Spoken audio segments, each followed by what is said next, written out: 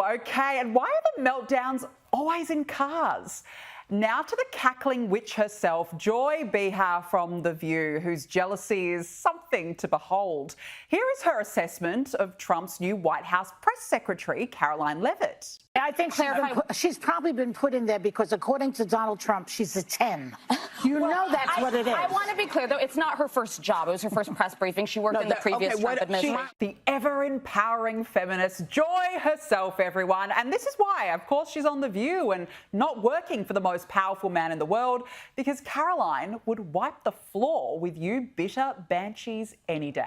Here is Joy objectifying the White House press secretary, saying she only has the job because she's hot. When the news broke about Joy Behar's sudden departure from The View, it sent ripples throughout the media world.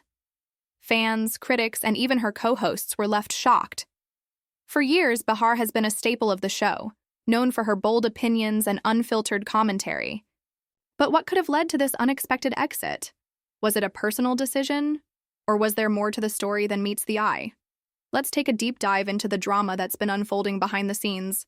It all started with a remark that caught everyone off guard.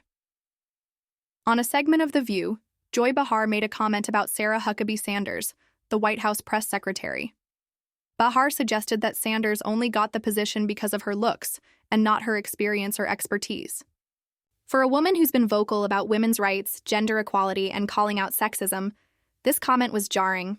It wasn't just a misstep. It was a complete contradiction of everything Behar has stood for. Sanders, a powerful political figure, was reduced to just her appearance.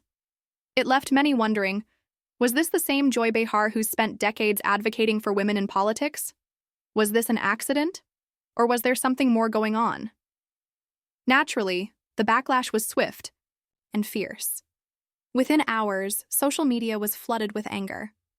Hashtags like #YouCancelJoy and #FireJoyBehar were trending as people from across the political spectrum expressed their outrage. Critics were quick to call out Behar for reducing a woman to nothing more than her looks, especially when she's long been a champion of women's empowerment. Even some of Behar's most loyal fans couldn't defend her this time. For years, she'd built a reputation as someone who was outspoken about fighting sexism. But now, she seemed to be perpetuating it herself. Was this a slip of the tongue? Or a deeper issue with her views on women in power? As the controversy continued to unfold, many started questioning whether this was simply an isolated incident or part of a bigger pattern. Behar has long been known for her sharp tongue and quick remarks, and over the years, she's found herself at the center of several controversies. But this one felt different. This time, it wasn't just a political debate. It was personal. The remarks were demeaning, and they went against everything she claimed to stand for. And the question on everyone's mind was, why now? Why, after all these years, would she say something so controversial that it could potentially cost her career? While the social media outrage was bad enough, the situation took a dramatic turn when Karoline Leavitt, the woman at the heart of Behar's remarks, decided to take legal action. Instead of just issuing a public statement or calling it a day, Leavitt filed a defamation lawsuit against Behar. She accused Behar of intentionally harming her reputation by reducing her career to just her looks. Legal experts pointed out that this wasn't just a slap on the wrist. It was a serious legal issue with the potential to affect Leavitt's career for years to come. The defamation lawsuit alleged that Behar's words were not just hurtful, but malicious, aimed at undermining Leavitt's credibility and casting doubt on her professional abilities. This wasn't a simple case of harsh words. It was an attack on her livelihood. For Leavitt, this was more than just an insult. It was a battle to protect her professional reputation. And with ABC now in the middle of it all, they had some tough decisions to make. At this point, ABC was facing a dilemma. Behar was one of The View's most recognizable and outspoken personalities. She was a major part of the show's appeal, and her departure would undoubtedly leave a void. But on the other hand, the network was now caught in the middle of a defamation lawsuit, with the potential to cause long-term damage to its reputation. Executives at ABC were reportedly holding emergency meetings to decide what to do. If they stood by Behar, they risked getting dragged into a legal mess that could hurt the network's public image. But if they removed her from the show, they'd lose one of their most iconic personalities. And let's not forget that Behar wasn't just any TV host. She was a political lightning rod, known for voicing her opinions without hesitation. ABC had supported her through previous controversies, but now the stakes were higher than ever.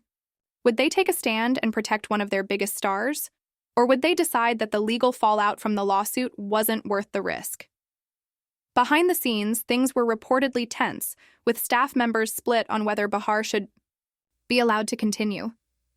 Some were loyal to her, while others felt she had gone too far this time. In the end, the tension reached a breaking point. Joy Behar announced she was stepping away from The View, though the network's statement was cryptic at best. They simply said she had decided to leave. But the timing of her departure was too suspicious to ignore. Behar's exit came just as the defamation lawsuit was gaining steam, and many speculated that ABC had quietly forced her out. The idea that Behar had made the decision herself seemed unlikely, especially given how quickly the situation escalated. The truth is, ABC probably realized they had no choice but to cut ties with her, given the legal and public relations nightmare she had caused. Reactions to Behar's departure were divided. On one hand, some people celebrated the news, arguing that it was long overdue. Behar had built a reputation for being outspoken, but this time she had crossed a line. Her comments about Leavitt were seen by many as hypocritical and damaging, and some felt it was time for her to face the consequences of her actions. On the other hand, many felt that Behar's removal from The View was a victory for cancel culture. Was ABC bowing to public pressure? Was this just another example of someone being forced out due to a vocal minority? It didn't help that the network seemed to waver on its decision. After all, Behar had been a key figure on the show for years, and many wondered if her exit was a sign of larger shifts in the media landscape. Could The View survive without her? And, more importantly, what did this say about the future of outspoken TV personalities? Now, with Behar gone, ABC faces another challenge: replacing her. The View has always been a show about strong personalities and diverse viewpoints, and finding someone to fill Behar's shoes won't be easy. There are questions about whether the show will continue in the same direction or take a more cautious approach to avoid future controversies. Could they find someone with the same fiery attitude, or will they try to tone things down to avoid any more media storms? This whole situation highlights a larger conversation about accountability in the media. In a time when public figures are constantly scrutinized, what responsibility do networks and talk show hosts have when it comes to their words? Should TV personalities be allowed to speak their minds freely? Or should there be consequences for their actions?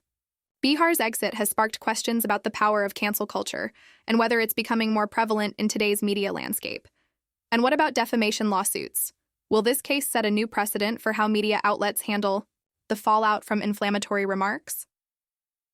As the legal proceedings continue, we could see major shifts in how the industry handles defamation cases involving high-profile personalities. This could be a game changer for the future of television and public figures. So what's next for Joy Behar? Will she speak out and attempt to defend herself, or will she retreat quietly from the spotlight? Will ABC settle the lawsuit, or will it go to court, bringing even more attention to the controversy? No matter what happens, one thing is certain. Behar's departure marks the end of an era for The View. The network will have to figure out how to move forward, and the audience will have to decide if they can still trust the show without one of its most polarizing figures. But we want to hear from you. Was Behar's departure justified? Or do you think she was unfairly targeted? Will The View be able to survive without her, or is this a turning point for the show? Let us know your thoughts in the comments. And don't forget to like, subscribe, and turn on notifications for more updates on this ongoing media firestorm. The story isn't over yet, so stay tuned for the next big development.